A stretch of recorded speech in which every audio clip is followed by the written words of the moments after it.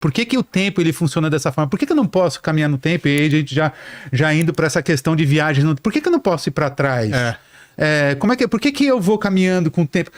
Enfim, é difícil a gente definir, ter uma definição realmente concreta a respeito do tempo. Eu acho que buga a cabeça do pessoal quando não sei se foi o Einstein o primeiro que começou a falar sobre isso, mas dependendo da velocidade que você viaja, a passagem de tempo para você é menor do que para Exato, Isso é muito louco. Isso a gente começa aí, isso aí a gente começa a partir já para uma questão que é muito interessante, que é o fato de que, eu vou usar um termo aqui, que é o tempo ele não é homogêneo.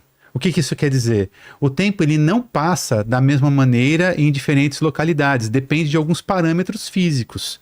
Tá? Então, como você falou, o Einstein, ele determina ali dentro da teoria que ele desenvolveu duas, na verdade ele desenvolveu muita coisa, né? Muita. Mas eu vou citar aqui duas teorias que a gente chama de teorias de relatividade. Uma é a relatividade restrita, que diz, de fato, que a máxima velocidade que qualquer ente massivo, qualquer partícula pode atingir é a velocidade da luz, e que à medida que uma determinada partícula, o que for, se aproxima dessa velocidade, o tempo vai passando de forma diferente para aquela partícula. E isso é algo absolutamente observável, tá? Isso é observável em aceleradores, quando você observa ali o tempo de decaimento, por exemplo, lá no LHC, o tempo de decaimento de prótons e partículas aceleradas ali. Isso, de fato, é observado. A quanto da velocidade da luz nesses aceleradores? 99%, mais de 99%. Chegam quase à velocidade da luz ali. E, enfim, isso é uma coisa que tem muita gente que questiona, né? Porque realmente é uma coisa que buga, né? Como assim o tempo passa diferente em diferentes localidades? Aí, daqui a pouco a gente pode até falar de Interestelar, que mostra isso de forma... mas é um fato. Aí até, recentemente, o Jota fez um vídeo, o professor Jota, ele fez um vídeo muito legal, que é uma coisa que confunde muitas pessoas. Por exemplo, o que pode tornar a gente... uma civilização, vamos dizer assim, interestelar? O que pode fazer da gente, transformar a gente numa civilização interestelar? É uma tecnologia que conduz a gente a uma velocidade que seja frações da velocidade da luz. Por quê? Por exemplo, vou pegar a estrela mais próxima da Terra, do Sistema Solar, Alpha Centauro, né? 4 anos-luz, é isso, Sérgio? Próxima, isso. 4.2. 4.2. O que significa 4.2 anos-luz. O que significa que a luz que sai de lá demora 4.2 anos para chegar aqui. A velocidade da luz. A velocidade da luz, que é aproximadamente 300 mil quilômetros por segundo. Não como os foguetinhos aí que... Então, tipo, você pensa quanto tempo que a gente demoraria para chegar lá. Então, mas se você pega, por exemplo, uma nave que fosse capaz de chegar a 90% da velocidade da luz e consegue colocar humanos ali, para eles, o tempo de viagem não é 4 anos. Para eles, é 2 meses. Isso é muito Pra gente aqui, que tá paradinho na Terra, é que demora 4.2 anos. Então... E também tem outra. A aceleração tem que ser gradual, não pode ser de repente você mata os caras. Não tem como, como. A aceleração ela tem que ser absolutamente gradual, e a aceleração, depois a gente fala disso, é outro parâmetro que tem que entrar nessa conta. Nossa. Né?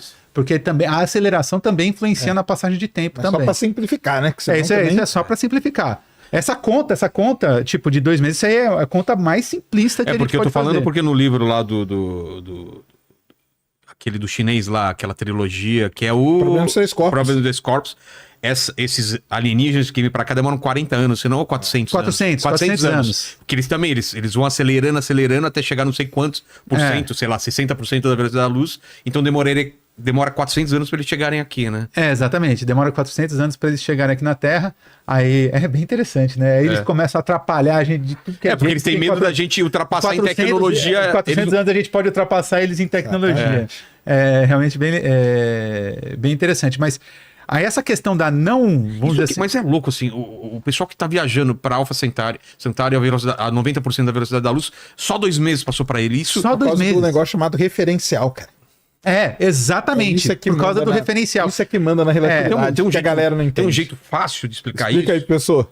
Um cara explicou facílimo aqui no chat. Tá bom. Imagino, em poucas linhas. O Futebol Raiz mandou assim, cara, é só você pensar que quando o seu time tá perdendo o jogo, Aí o jogo passa rápido pra caramba. E quando você É o Corinthians com o Flamengo lá. Foi, O tempo foi, muito rápido. Você viu, né? Nesse verdade. sentido, em matéria de impressão também o tempo é relativo, né? Totalmente. É. Totalmente. Mas o que é essa questão, tipo, que o Sérgio falou de referencial? Basicamente é o seguinte. Você concorda? Vou pro exemplo mais simples que eu consigo aqui, tá? Eu tô parado numa calçada. Tá. Então, eu vou me autoclassificar como sendo um referencial em repouso. Tá bom. Beleza? E aí, só que então existe uma outra pessoa que está num carro. E esse carro está a uma determinada velocidade, de 50 km por hora. Tá. Ali nós temos...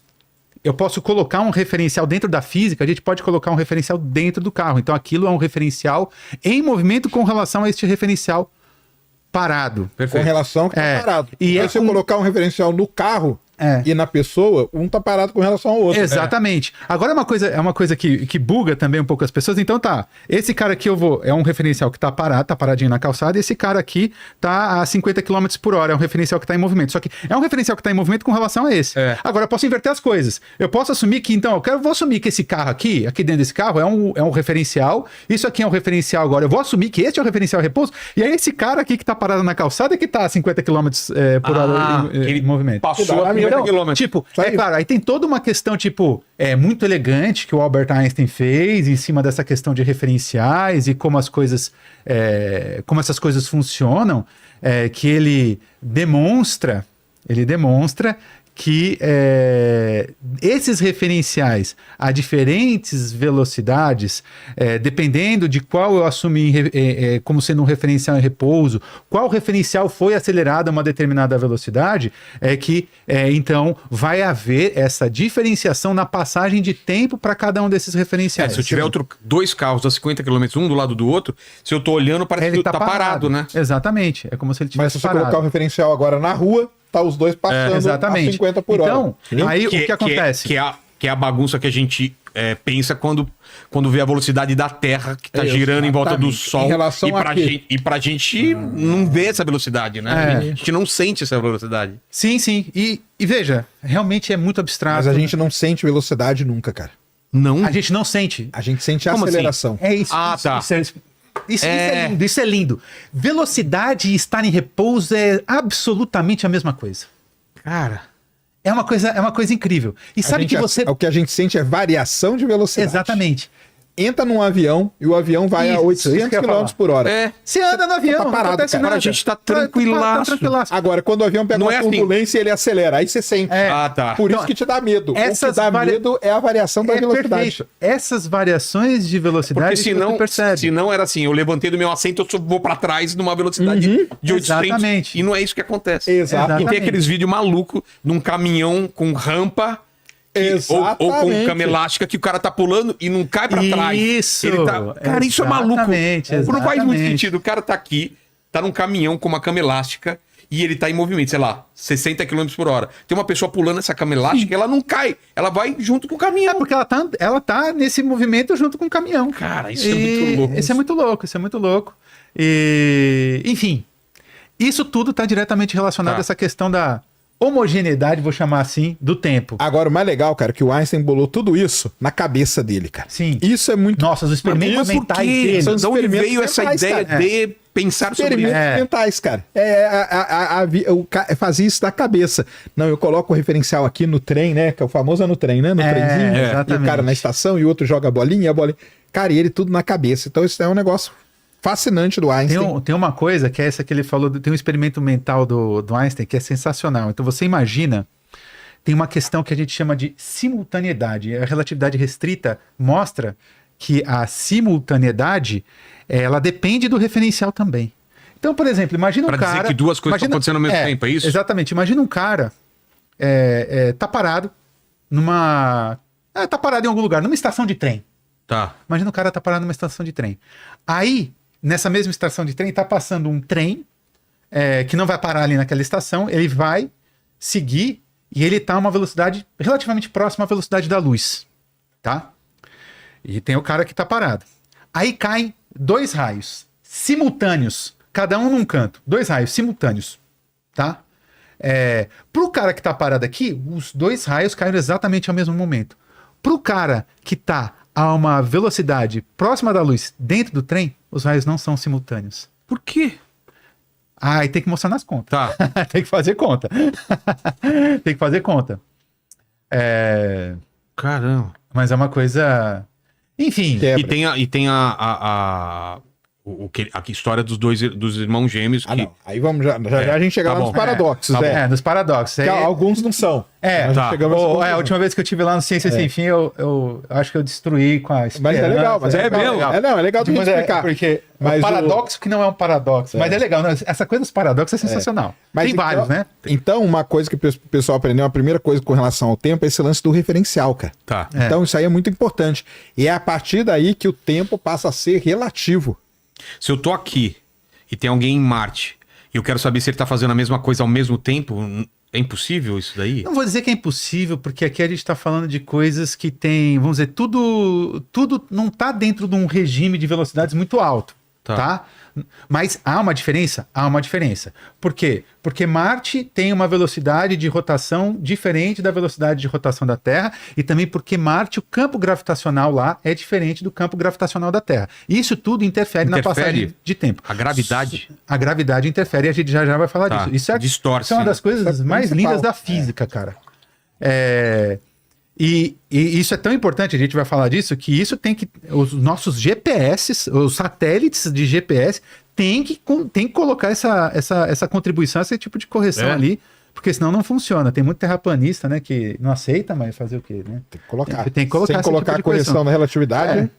Sem colocar, você se perde. Você coloca aqui sua casa, você vai parar lá na Neoquímica Arena. Entendi. Exatamente. Mas enfim... tem muito detalhe. O tempo é uma coisa assim. Não, e esse lance aí, né? Então, só pra gente falar, né? Que a gente já passou pra relatividade direto, que também buga a cabeça da galera, né? Buga. Quando a gente fala, porque antes tem a parte do Newton ali, né?